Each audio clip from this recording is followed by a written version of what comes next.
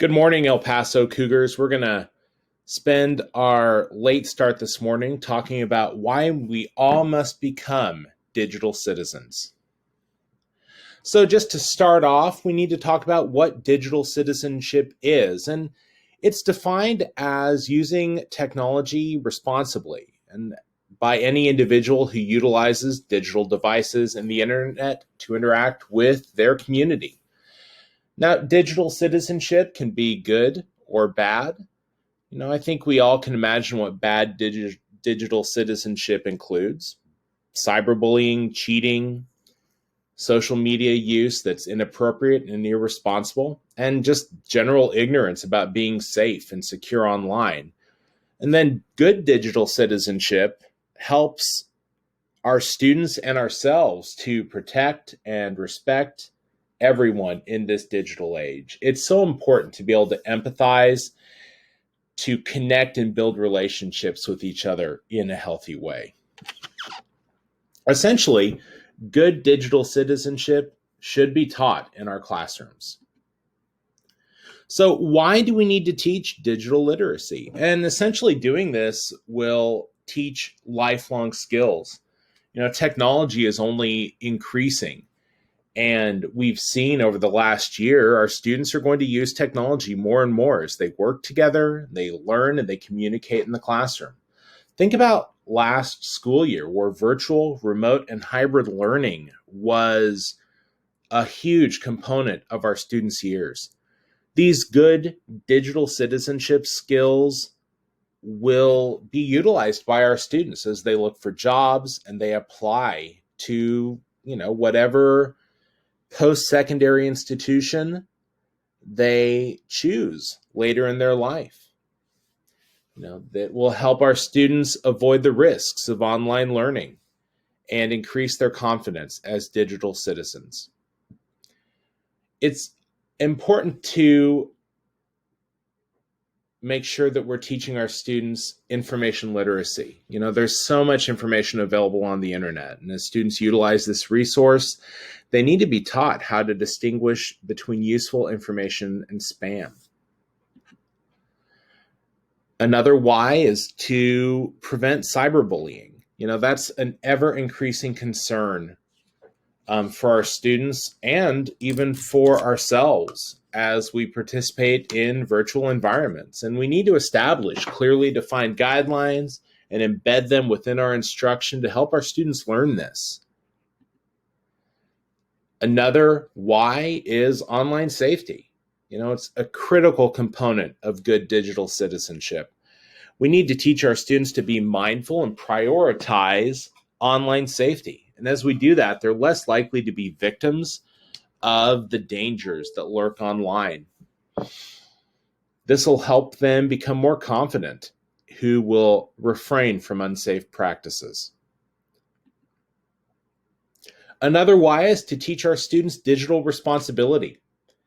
Our students are creating more online content than ever, and we need to teach them this good digital citizenship. They need to be thoughtful and responsible with the content they create and post. Technology increases power, and it also is imperative that their responsibility increases. We need to encourage our students to avoid hacking, piracy, viruses, and plagiarism. There's no guarantee that created content or posted items will ever disappear, so students need to be aware of safe practices. Another why is the health and emotional wellness of our students. So many studies today show that there's a strong correlation between technology usage and adverse effects on our students' physical and emotional health. We need to encourage our students to be healthy as they use technology to engage with others. So it's also important to know that there are federal programs related to digital citizenship, and it actually has a direct impact on funding in terms of complying with these guidelines. So the first is E-Rate, and E-Rate is a federal program that provides funding to districts to connect their students to online learning. The program falls under the umbrella of the FCC, and it can provide up to a 90% discount on technology infrastructure. Now, part of the E-rate program are the SEPA guidelines, and that states that districts must filter internet access. It requires school districts to have technology components and policies protecting students from obscene or harmful internet-based content. It also requires school districts to educate students on safe and responsible technology usage. We also need to be aware of COPPA, which states that commercial entities cannot collect personal information from students under 13. And our district utilizes Google Apps for Education, and Google turns off advertising for our students who utilize that. And then finally, we need to always be aware of FERPA, which protects students' privacy. When we look at this digitally, of course, we're talking about student records, and also the fact that parents have the right to opt out of specific things being published, and they always have the right to view the contents of their students' digital files. These guidelines should not only be followed for the reimbursement, but they also should be utilized as an opportunity to teach our students about good digital citizenship practices. So when we talk about the components of digital citizenship, you're going to see that there's a lot of crossover with the whys of teaching good digital citizenship. Empathy is hugely important. So much of digital interactions are text-based, and you can read so much into them because you can't hear the person's tone. So it's really important to teach students to look past the text and consider the context of what's being said. This is also important because it minimizes the chance that our students are going to engage in cyberbullying. It's also important to teach our students just how the physical component of the internet works. I think, for so many of us, we just go to a website, click on it, and then, it's just there. And so it's important that we all know the processes that occur when we go to a website, when we download an item, or when we post material on social media. By teaching our students this building block, it really helps us teach some of the other components of good digital citizenship. It's also important for students to understand how websites use their data. The information websites gather ranges from simple information to complex information like their home address.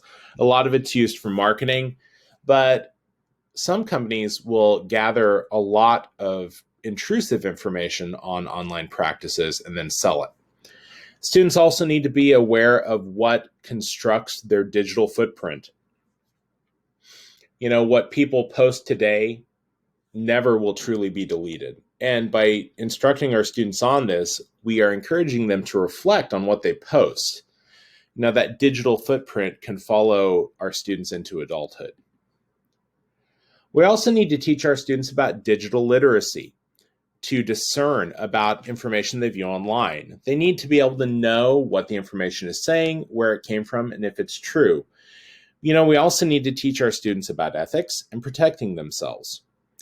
Part of digital literacy is also teaching our students to find information on the internet efficiently and effectively.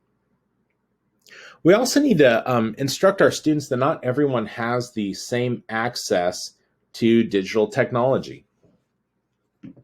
We think of computer access as just a standard, but it is a luxury.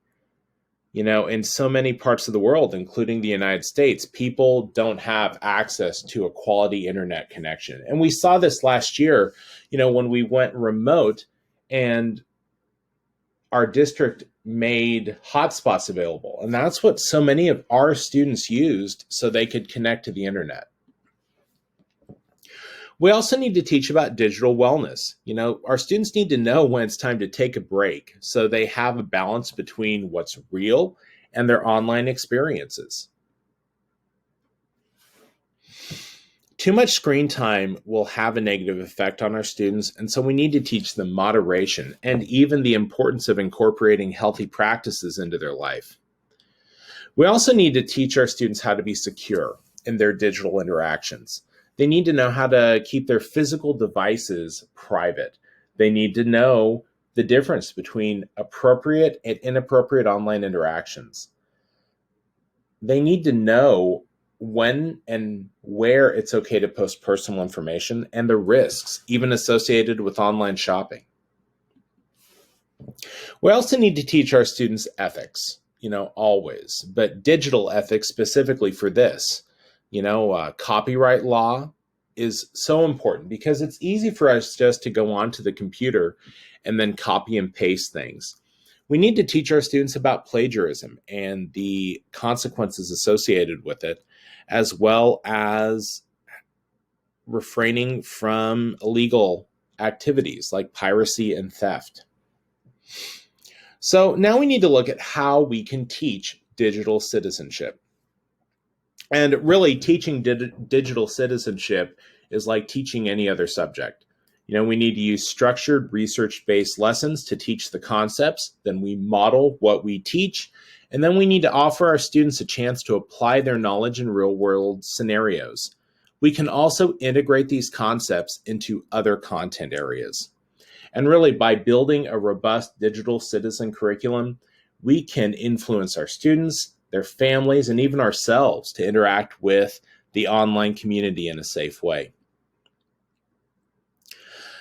There are some specific concepts that we can focus on, and we've really talked about them throughout this presentation. So I'll just kind of let you take a look at them here.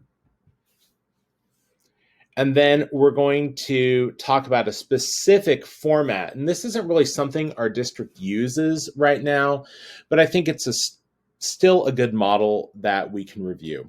So it's the READY model. The R reminds students of the importance of mindfulness when they're posting or interacting with others. E, encourage students to take a break from screens. A, accountability is important. D, we need to demonstrate good digital citizenship to our students. And then finally, why? We need to say yes when it comes time to try digital tools so students have a chance to be good digital citizens.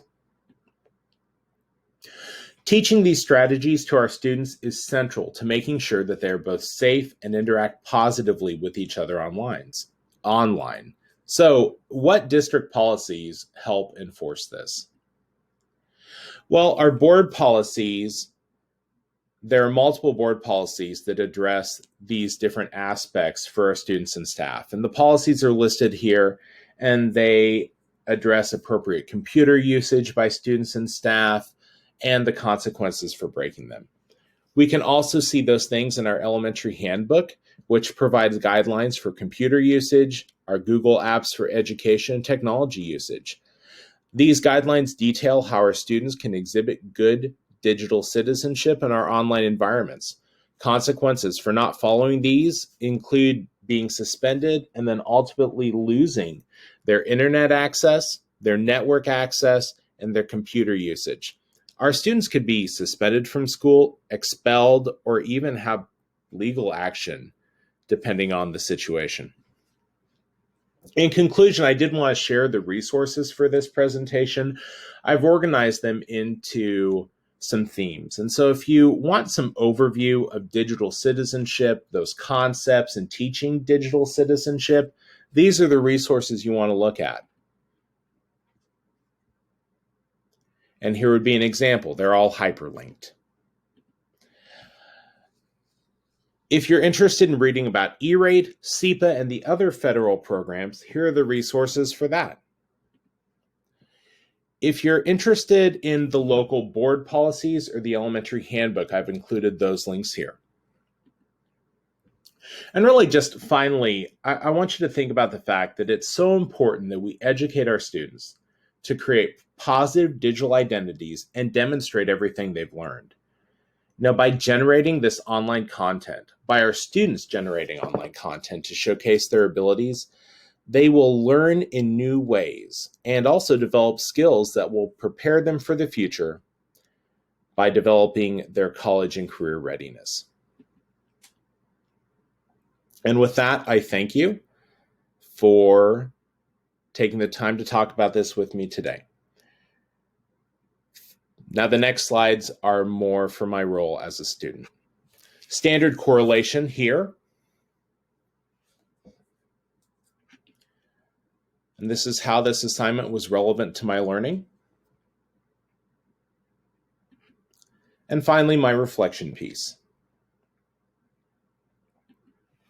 Here are my references spread out amongst several slides.